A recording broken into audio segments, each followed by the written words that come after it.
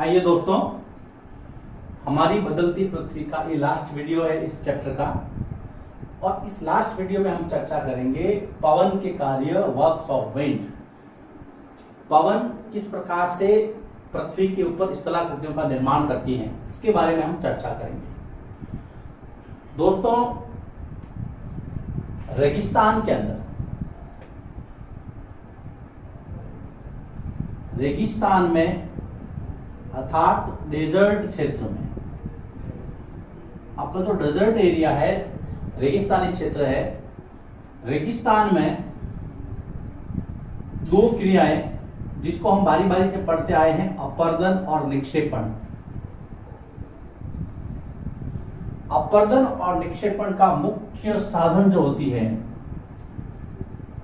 का मुख्य साधन कह दीजिए, मुख्य स्रोत कह दीजिए, वो है पवन, जिसको आप विंड कहते हैं। फिर से बता दूं, रेगिस्तान के अंदर जो दोनों क्रियाएं हो रही है आपकी, अपर्दन की और निक्षेपण की, जिसके बारे में हम पहले पढ़ चुके हैं, इसके बारे में आपको ज्यादा बताने की आवश्यकता नहीं है। ये दोनों क्रियाएं साथ साथ चलती है। रेगिस्तानी क्षेत्रों में पवन के द्वारा ये दोनों क्रियाएं ज्यादा संपन्न होती हैं। अब उन क्रियाओं के परिणाम स्वरूप होता क्या है, देखिए, बहुत आराम से समझिएगा। अभ्यास का प्रश्न जो है वो यहां से निकलेगा है। रेगिस्तानी क्षेत्रों में जो पवन है वो अपर्दन और निक्षेपण का कार्य करती है। अब इससे दो प्रकार की यहां पर हम आकृतियों के बारे में पढ़ेंगे। सबसे पहली जो आकृति है वो है आपके बालू टिब्बा, और दूसरी प्रकार की जो आकृति है वो है छत्रक शैल। और अगर तीसरे प्रकार की आकृति को हम ले ले तो वो है लॉयस। तो कुल मिलाकर के हमें तीन आकृतियां पढ़नी है पवन के माध्यम से, जो रेगिस्तानी क्षेत्रों में होती है। सबसे पहले हम पढ़ते हैं बालू टिब्बा। ये यहां पर देखिए बालू टिब्बा पहला, कि रेगिस्तान में, देखिए बहुत सरल शब्दों में मैं आपको समझाने की कोशिश कर रहा हूं, और मेरा लिखने का अभिप्राय यही है कि आप जब एग्जाम के अंदर अपीयर हो, एग्जाम में बैठे, तो आपको यहाँ पर की ये जो लिखावट है वो याद रहे, और उसके आधार पर आप अपने शब्दों को वहां पर लिख सके। इसलिए कोई शॉर्टकट नहीं है। एक ग्राउंड लेवल से बताने की मैं आपको कोशिश कर रहा हूं कि रेगिस्तान में जब पवन अपने साथ रेत को उड़ाकर ले जाती है, उड़ाकर एक स्थान से ले जाकर दूसरे स्थान पर जमा करती है, तो क्या बनता है?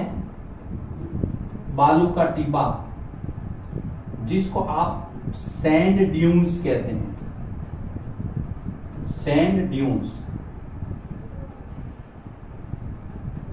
ये देखिए बहुत स्पष्ट रूप से, हम में से कई रेगिस्तानी क्षेत्रों से आते हो सकता है, तो आपको ज्यादा यहाँ पर आपको ज्यादा सोचने की आवश्यकता नहीं है। मान लीजिए हवा चली, यहाँ पर पवन चली, और इस प्रकार की आकृति का निर्माण हो गया। ये पहाड़ी है, लेकिन ये पहाड़ी किसकी है? रेत की पहाड़ी है, जिसको आप कहेंगे बालू टिब्बा, सैंड ड्यून्स।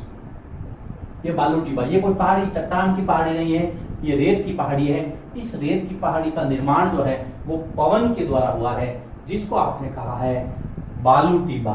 तो पहली आकृति हमने पढ़ी है बालू टिब्बा।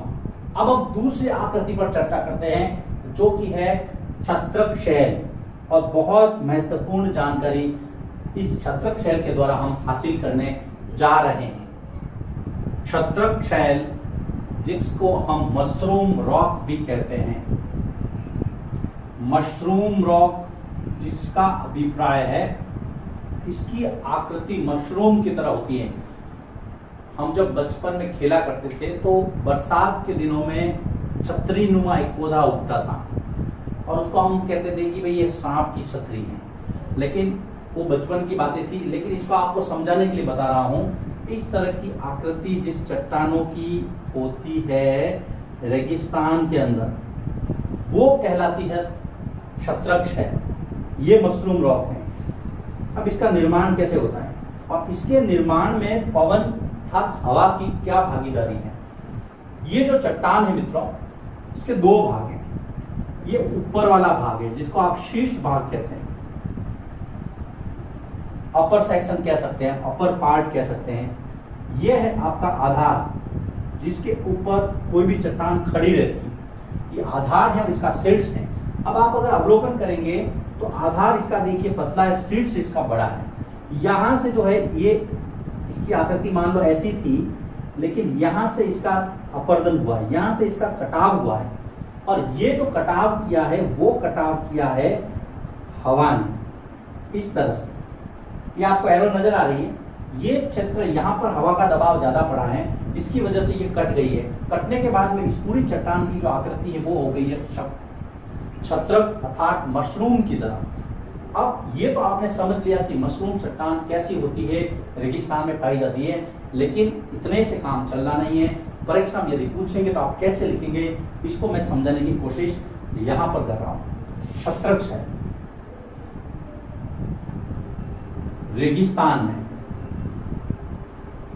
रेगिस्तान में पवन, ध्यान से देखिएगा, रेगिस्तान में पवन चट्टान के आधार को शीर्ष भाग की तुलना में, और दोनों भाग मैंने आपको बता दिया था, शीर्ष भाग की तुलना में अधिक काटती है।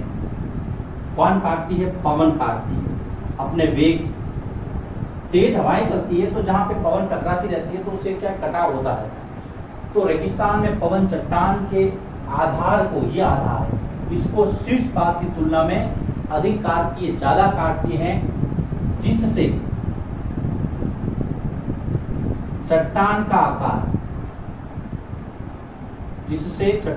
आकार छत्रक नुमा हो जाता है।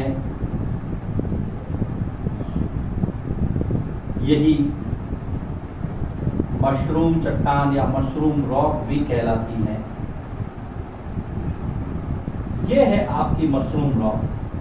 विशेषता क्या है कि ये रेगिस्तान में पाई जाती है।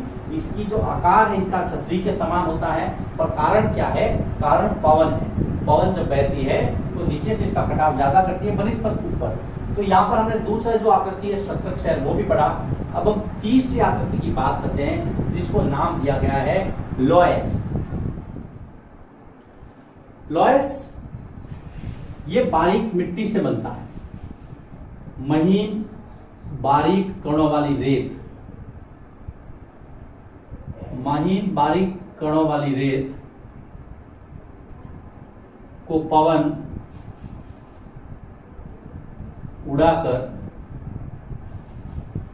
एक जगह इकट्ठी करती है, तो लॉयस का निर्माण होता है। लॉयस में और जो हमने पहले रेत का टीबा पढ़ा था उसके अंदर मुख्य अंतर यह है कि यहां पर जो रेत है वो बहुत बारीक कणों वाली है। बारीक कणों वाली रेत जब उड़ती रहती है, उड़ करके उसके बीच में कोई अवरोध आता है या फिर वो मिल करके एक मोटा कण बना देती है, फिर वो कहीं जम जाती है। इस प्रकार की जो आकृतियां बनती है जिसको हम लॉयस कहेंगे। और दोस्तों लॉयस जो है वो सबसे ज्यादा रेगिस्तान, जो चीन के रेगिस्तान है वहां पर, जिसके अंदर एक नाम आपको गोबी मंगोलिया का भी रेगिस्तान याद होगा, तो चीन का रेगिस्तान जो है वो लॉयस के लिए जाना जाता है। भारत के थार के रेगिस्तान में भी आकृतियां मिलती है, लेकिन कम। थार का रेगिस्तान भारत के अंदर है। तो यहाँ पर हमने तीन आकृतियां पढ़ी, लॉयस पढ़ा, उसके पहले हमने छत्रक शैल पढ़ी, और उसके पहले पढ़ा था बालू टीबा। तीन प्रकार की आकृतियां पवन बनाती हैं, तो ये पवन के काम है। ये लॉयस तीसरा जो हमने अभी पढ़ा है। यहाँ पर ये चैप्टर पूरा होता है। इस चैप्टर के एक्सरसाइज के जितने भी प्रश्न हैं वो हमारे जितने भी 6 वीडियो बने हैं इस चैप्टर के, उस 6 वीडियो के अंदर आपको मिल जाएंगे इसके सारे के सारे आंसर। फिर भी यदि आपको कोई प्रॉब्लम होती है तो आप मुझसे मैसेज के द्वारा संपर्क कर सकते हैं और मैं उसका आंसर दूंगा। तो अगली वीडियो में हम नए चैप्टर के साथ मिलेंगे, क्लास 7th का एक नया चैप्टर लेकर के।